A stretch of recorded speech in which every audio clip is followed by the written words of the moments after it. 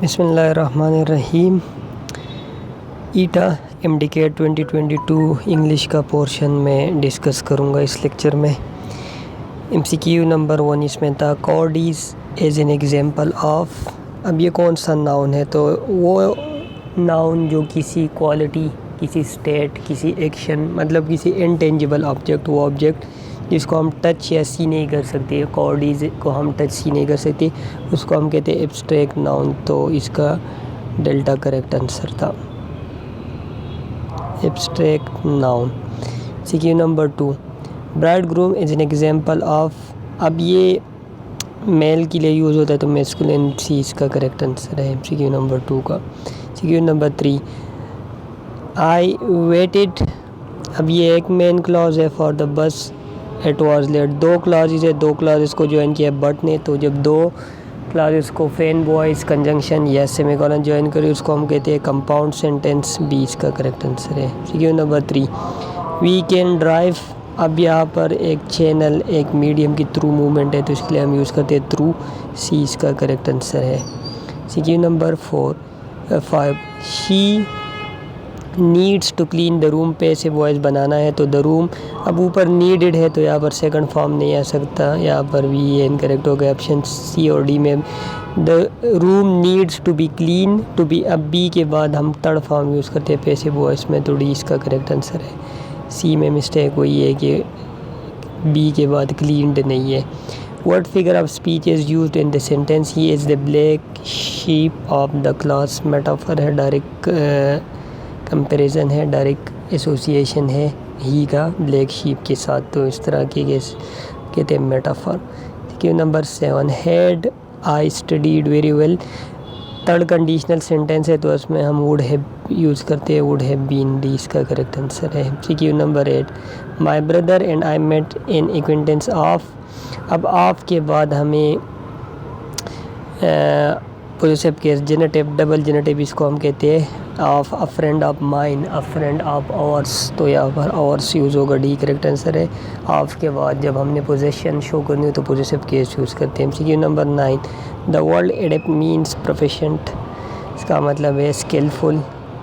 CQ number 10 तो synonym of fragility, fragility means economy, जो economical हो, जो अप्रोप्रिएट सुटेबल यूज़ करे रिसोर्सेज का, मनी वगैरह का। CQ number 11 the antonym of the word chaotic. अब इसका एंटोनिम है तो ऑर्डरली होगा, जब डिस्टर्बेंस हो तो कैटिक, डिस्टर्बेंस ना हो तो ऑर्डरली।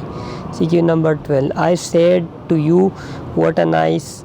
अब व्हाट अ नाइस तो व्हाट आई एक्सक्लेमेटरी सेंटेंस है तो दोनों तो इनकरेक्ट हो गई, बी सी और डी। और बी में मिस्टेक ये कि एज यूज़ है, एज नहीं यूज़ होगा, वाज सेकंड फॉर्म में कन्वर्ट होगी फर्स्ट फॉर्म, तो ए इसका करेक्ट आंसर है। CQ number 13 no I have, never और नॉट एक साथ नहीं यूज़ होते, नेवर और नॉट एक साथ नहीं यूज़ होते। नेवर एवर होता फिर भी करेक्ट है, एवर नेवर नहीं, तो दो ऑप्शन है। अब दो ऑप्शन रह गए। अब नेगेटिव सेंटेंस है तो नेगेटिव सेंटेंस है तो एवर नहीं यूज़ हो, बगैर नॉट के नहीं यूज़ होगा, विद नॉट यूज़ होगा। एवर नेगेटिव सेंटेंस में नॉट के साथ। एवर असल में या इंट्रोगेटिव सेंटेंस में यूज़ होता है, लेकिन नेगेटिव सेंटेंस में भी यूज़ हो सकता है जब इसके साथ कोई नेगेटिव वर्ड हो, not, no, nothing, no one वगैरह, तो यहाँ पर नॉट इसके साथ है, बी है, तो ये करेक्ट आंसर है। MCQ number 14 the child. अब चाइल्ड के साथ तो हैव नहीं यूज़ हो सकता, वेल के बाद थर्ड फॉर्म नहीं आ सकती, वुड के बाद भी थर्ड फॉर्म नहीं आ सकती, एक ही ऑप्शन बच गई हैड, तो करेक्ट सर क्योंकि द चाइल्ड हैड स्पोकन। 15 चार ऑप्शन में से जो इनकरेक्ट आंसर है तो ये थर्ड कंडीशनल वाला ही मेन क्लॉज है, तो कुड हैव होता है, कैन हैव नहीं होता, यहाँ पर कैन की जगह कुड यूज़ होगा, तो मिस्टेक है ऑप्शन बी में, ऑप्शन बी इसका correct answer. Q number 16 I am as much intelligent as. अब एज से पहले यहाँ पर सब्जेक्टिव केस है तो एज के बाद भी सब्जेक्टिव केस यूज़ होगा ही, तो ए इसका करेक्ट आंसर है। सीक्यू नंबर 17 अब इस पैसेज को रीड करना है और नीचे जो क्वेश्चन दिया है उसका आंसर देना है। तो यहाँ पर स्टेटमेंट में ये पॉइंट मेंशन है, मतलब 4 स्टेटमेंट्स है इनमें से सारे स्टेटमेंट दी गए, एक स्टेटमेंट इनकरेक्ट है, तो उस इनकरेक्ट स्टेटमेंट को स्पॉट करना है। पहला स्टेटमेंट तो ठीक है, ये यूज़ हुआ है, उसमें बताया गया है कि टर्मिनोलॉजी का गेन करना, लर्निंग करना मुश्किल होता है, तो ये इस एमसीक्यू का करेक्ट आंसर नहीं हो सकता। सेकंड में बता रही है कि मेडिकल स्टूडेंट ने सिर्फ ये ही एक अप्रोच अडॉप्ट किया है चैलेंजिंग वर्ड सीख करने का, तो इस तरह की कोई मेंशन इस पैराग्राफ में नहीं है, तो जब जो मेंशन नहीं है वो इसका करेक्ट आंसर है बी।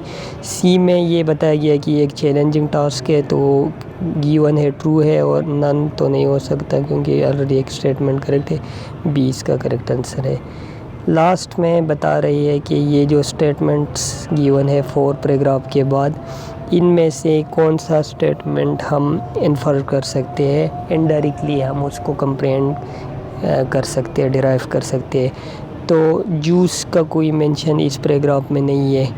ऑप्शन बी में ये नहीं बताया गया कि लाइकोपीन प्रोटेक्शन नहीं प्रोवाइड करता।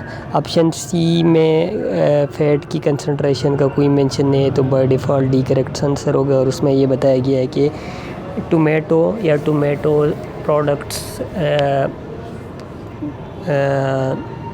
इफ़ेक्टिव है कैंसर के अगेंस्ट फाइट करने में, कैंसर की प्रिवेंशन के लिए, और उसकी रीज़न ये है कि उसमें लाइकोपीन इंक्लूडेड हो। तो लाइकोपीन की जो अमाउंट एग्जिस्ट करती है टोमेटोज़ या टोमेटो प्रोडक्ट्स में, उसकी वजह से वो प्रोडक्ट्स हेल्पफुल होती है प्रिवेंशन के लिए, कैंसर की प्रिवेंशन के लिए। तो जितना ये अमाउंट ज़्यादा होता है उतना वो प्रिवेंशन ज़्यादा होता है, तो ये इसका करेक्ट आंसर है।